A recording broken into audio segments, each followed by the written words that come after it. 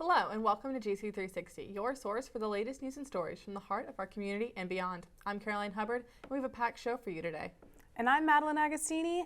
Whether you're a student, faculty member, or just someone interested in what's happening in our community, GC360 is here to keep you informed and engaged. Coming up, the Federal Reserve cuts rates for the first time since 2020. We'll dive into the details of the presidential debate between Kamala Harris and Donald Trump. TedX is at Georgia College in a partnership with the leadership programs. We'll take a look at what's to come. This is GC360, where news comes full circle.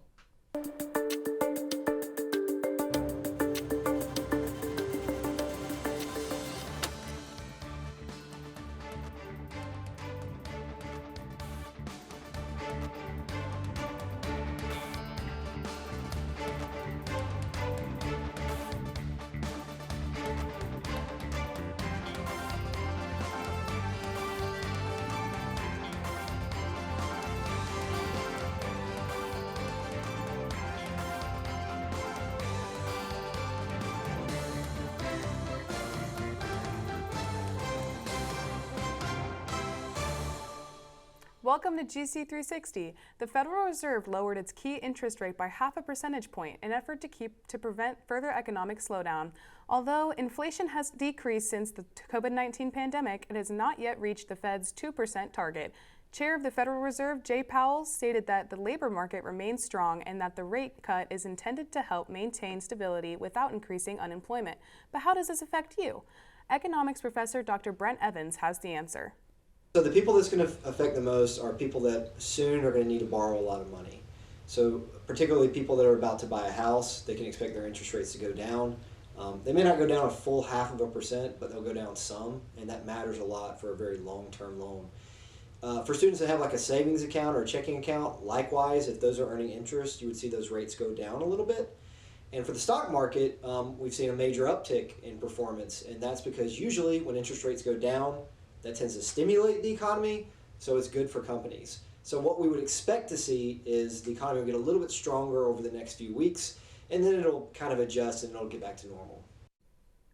Immigration, abortion, and even the environment were some of the topics that the first presidential debate touched this past week. Reporter and anchor Madeline Agostini reports on some of the highlights of the debate and public opinion. Let's take a look.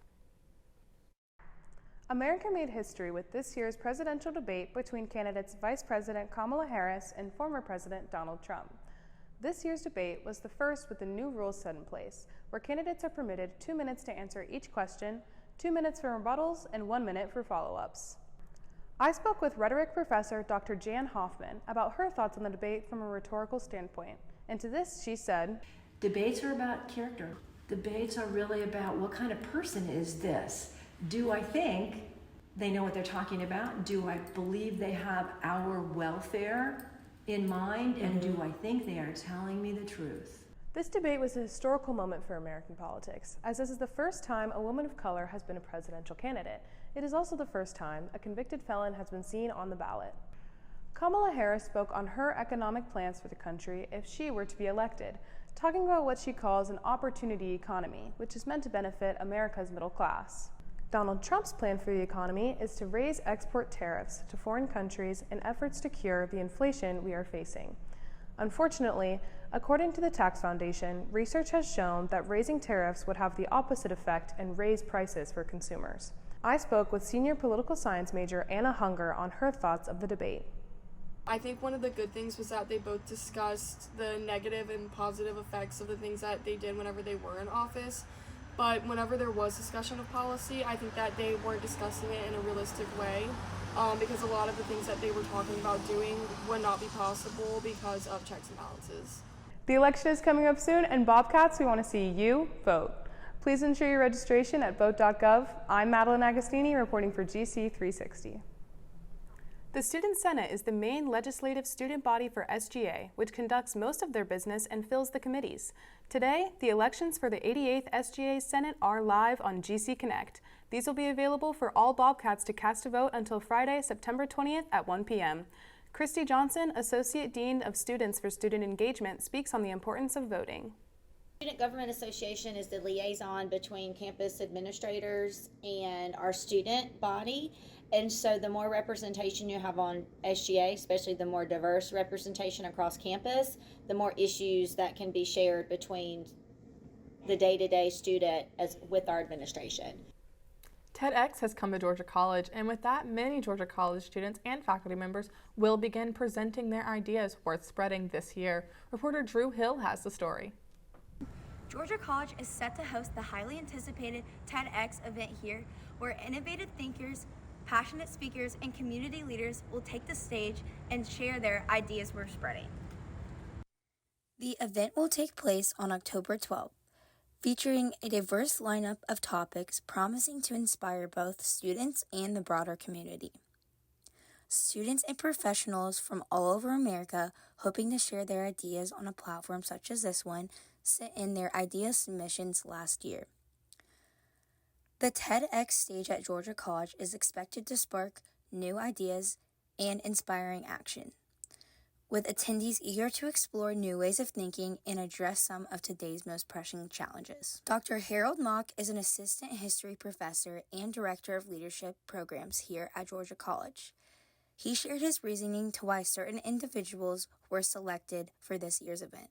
We believe in the TED community and at TEDx Georgia College that the best ideas, including the ideas worth spreading and the ideas worth showcasing on the TEDx stage, can come from somebody young, somebody old, somebody who's never given a talk before, somebody who is a veteran and career speaker. So because of that, we ask our speakers to submit ideas. We evaluate the ideas first and foremost. And then every one of our speakers who will take the stage at TEDx Georgia College is matched with one of the members of our board of curators who help them improve their idea, develop their script.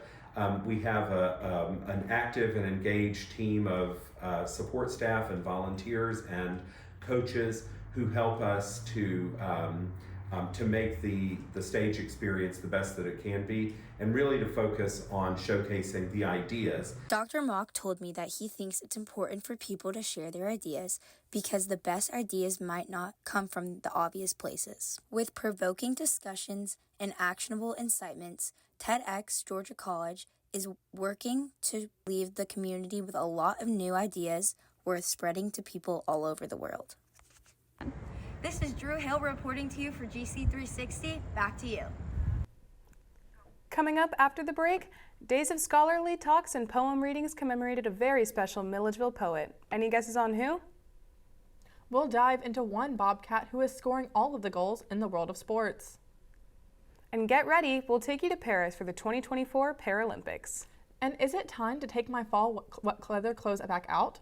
We'll see next week's weather forecast. All of this and more when GC360 returns.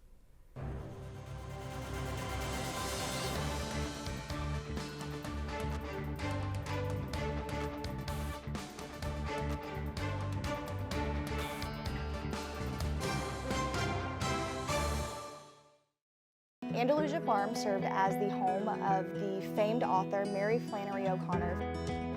There's a ton of stuff that college students can come and enjoy. On top of that, this is a wonderful and beautiful place for Georgia College seniors to come and have some of their portraits done.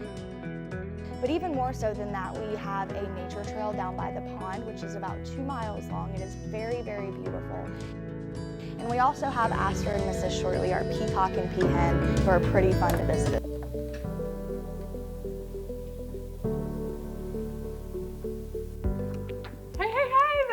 News anchor. Oh, what do you want?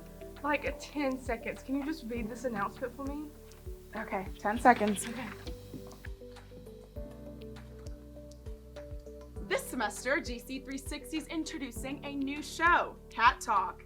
We will showcase a new guest each month and deep dive into some topical issues of concern to you. You may also see some of our guests play some silly games while they're here with us. You won't want to miss this. From GC360, this is Isabella Vanderlende. So join me each month for Cat Talk right here on GC360.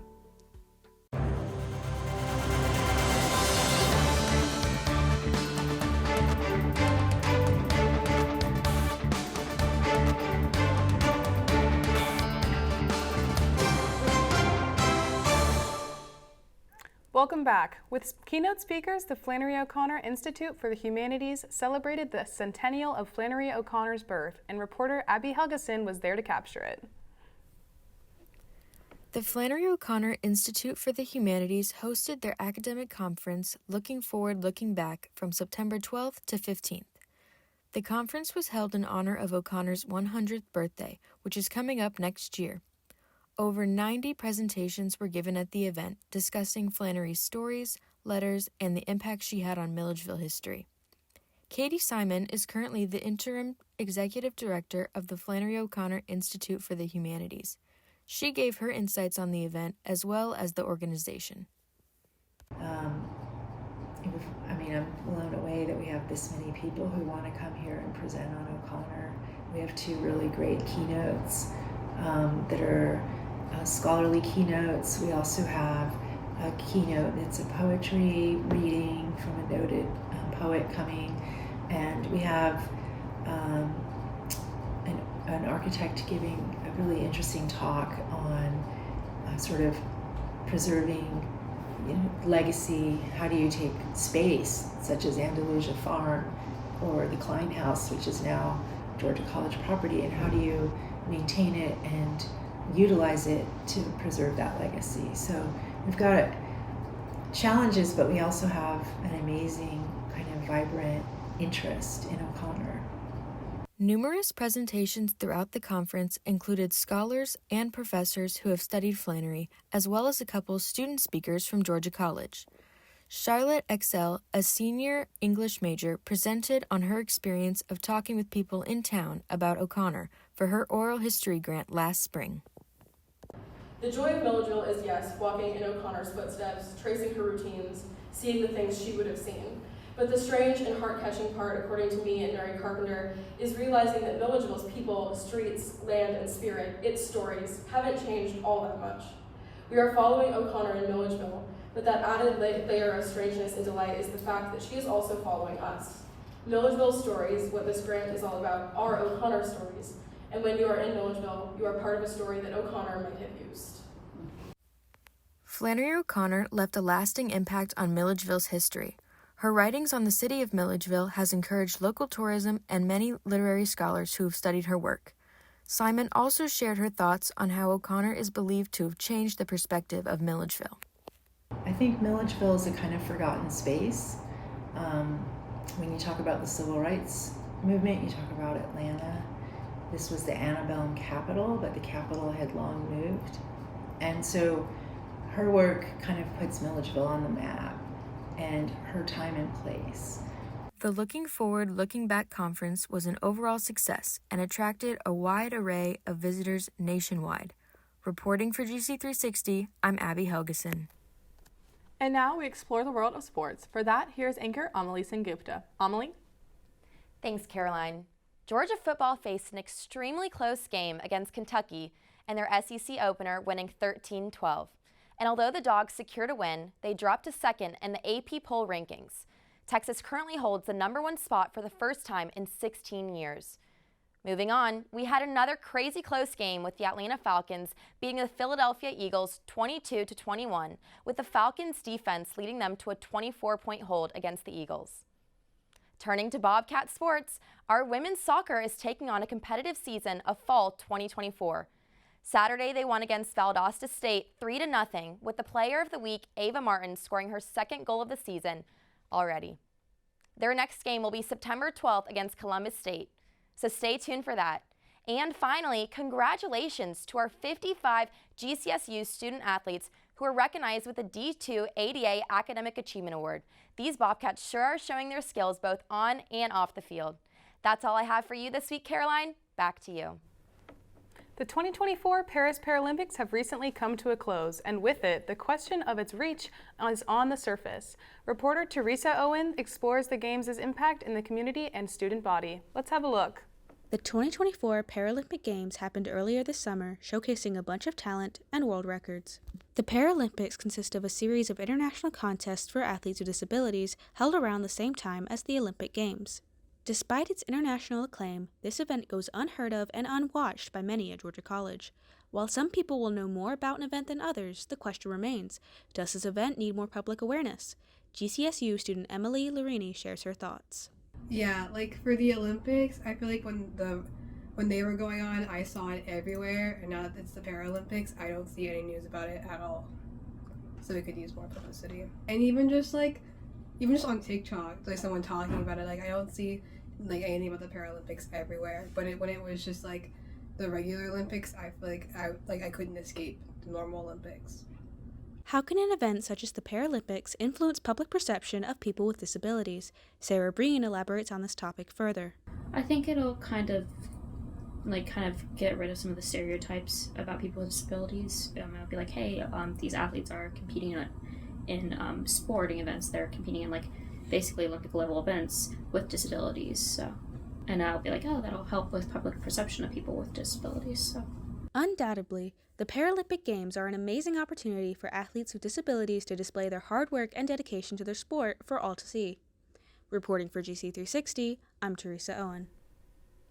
Madeline, I caught myself turning down my AC last night. I wonder if it's really time for fall weather. It looks like it's here. Let's turn to anchor Hallie Bergstrom and see what the weather looks like for the upcoming week. Hallie?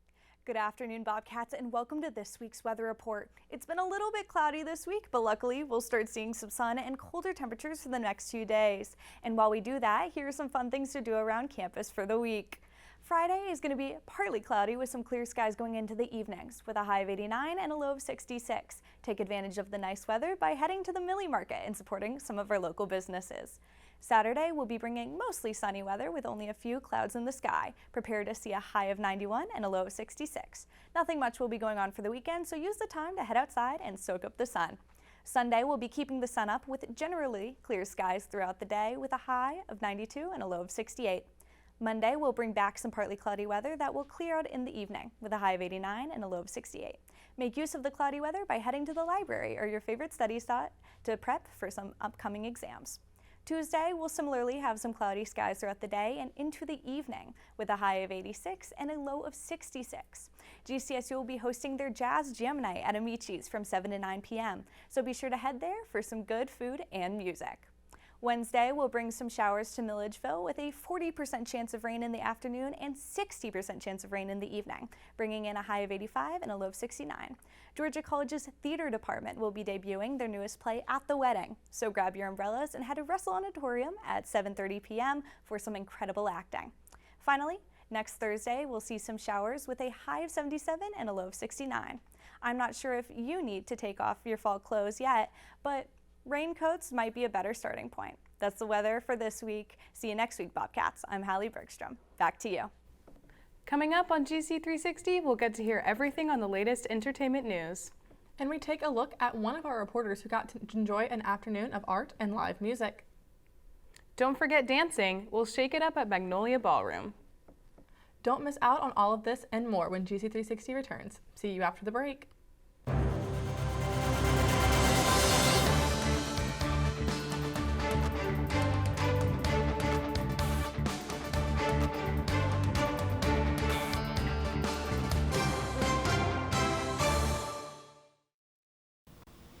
It's showtime.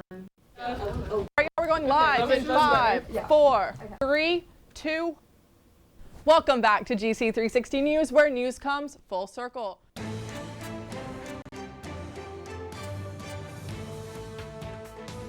We're ready to tackle the new semester with a new crew, new stories, and new segments. For the stories that matter to you, be sure to tune in to Channel 4 News at 4 p.m. every Thursday, right here on MNBC TV Channel 4. Or you can catch us on our YouTube channel at GC360 News.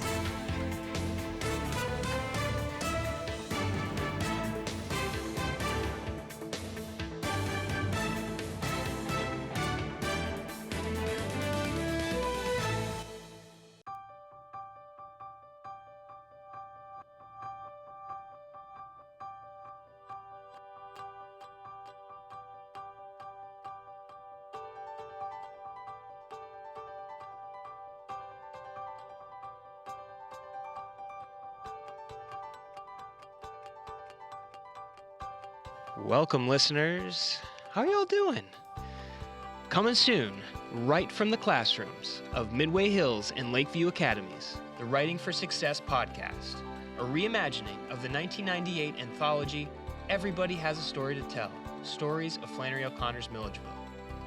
Baldwin County students will share their stories as part of this 100% federally funded grant of $385,000 to improve literacy in Baldwin County elementary schools. That sounds pretty good, y'all. Come check it out. Can't wait to see y'all there, or hear y'all there, or just hang out there. See you there.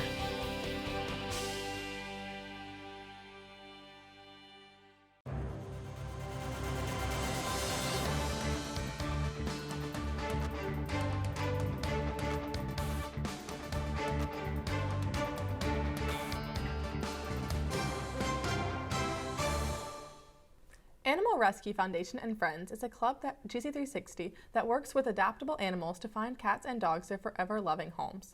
They strive to promote education and fundraise to help animal rescue in Milledgeville. Today, we shine a spotlight on Cash. Cash is a fully adoptable dog that has quite the story. Let's hear it. This is Cash. He is an adoptable dog at Animal Rescue Foundation. Cash was actually abandoned at Animal Rescue Foundation's front porch at just 12 weeks old. He had a broken leg, and so we had to amputate his leg. And now he has made a full recovery. He is fully up for adoption, so he's fully mobile. He can run around, hop, skip, jump, play. He does it all. So we are super proud of him and all the progress he's made. Yes, and he's fully up for adoption, so come adopt him. You can make an appointment on our website or just spread the word. You can make an appointment to meet Cash by calling 478-454-1273 or by going to their website, animalrescuefoundation.org. We turned our heads to entertainment with anchor Isabella Turner. She's debuting for the first time here on GC360. Take it away, Isabella. Thanks, Madeline, and hello, Bobcats. Let's get into the newest updates I have for you this week. Apple released the iOS 18 update, which will allow iPhone users broader access to home and lock screen customization. Some critics of the update say that it takes some getting used to the Photos app and dislike how the AI features will not be available until October. I guess we'll have to see it for ourselves. This week at the Emmys, the show Hacks won Outstanding Comedy Series and star Jean Smart won Lead Actress in a Comedy Series. Although The Bear was beaten by Hacks in that category, Jeremy Allen White won Lead Actor in a Comedy Series, and the show won awards for both the Supporting Actor and Supporting Actress. Anna Sorokin, the fake heiress who inspired the Netflix show Inventing Anna, is back on television for Dancing with the Stars. Sorokin is at the dance floor with a very sparkly ankle monitor, and I'm sure she'll give us lots to talk about. Saturday Night Live has reached their 50th season and will begin at the end of the month, and NBC recently announced the musical guests for the first 5 episodes. Chappell Rowan, Billie Eilish, and Ariana Grande are some of the featured guests that we'll be seeing in this new upcoming season. So make sure you tune into GC360 where we'll give you all the details. Lastly, Residence Life will be hosting a trunk-or-treat event called Bobcat Boo Bash, a Halloween-themed community event where families and children come dressed in costumes to trick-or-treat and enjoy fun activities. This event will be next month, but if your club or organization wants to host a booth, contact the Student Engagement Program Coordinator, Sarah Goodleman at sarah.goodleman@gcsu.com. That's all I have for you this week, Bobcats. I'm Isabella Turner, back to you. Let's get jazzical. The 6th annual Jazz at Magnolia event took place this past weekend, and reporter Andrew Brown took GC360 on a musical date. Let's have a look and enjoy some nice moody tunes.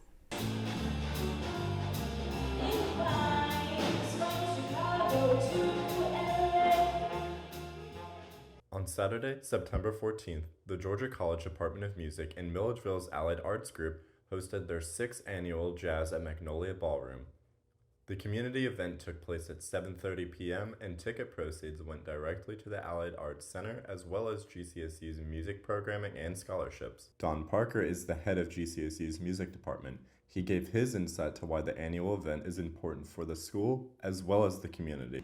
In 2019 was when we had our first one, and we brought a group in, and then we slowly but surely built it up where we've had various artists come in from the Atlanta area, as well as just some national artists, some people that you don't think of as much. And each one of them that have come in has also been very good in terms of the education front. Very good instructors, very positive in terms of that. With the return of the event, Parker also explained what jazz means for the department as well as the community. It spawned into R&B, that spawned into rock, it spawned into fusion, it spawned into hip hop and everything. There's lots of different things that come under there, but jazz is that improvisational aspect of the music and the feeling. Those two things make it jazz. So I think that is going to help people relate to it. Many students were also given a chance to shine the event by performing pieces of their own. Ray Callan tells us their experience after the concert. Make sure to play, like, my biggest weakness when it comes to playing solos is that I often like just play something completely new, really loud and out there, so trying to more like stay like more in with the melody, so actually like it sounds recognizable and sounds cool, and actually do something with dynamics.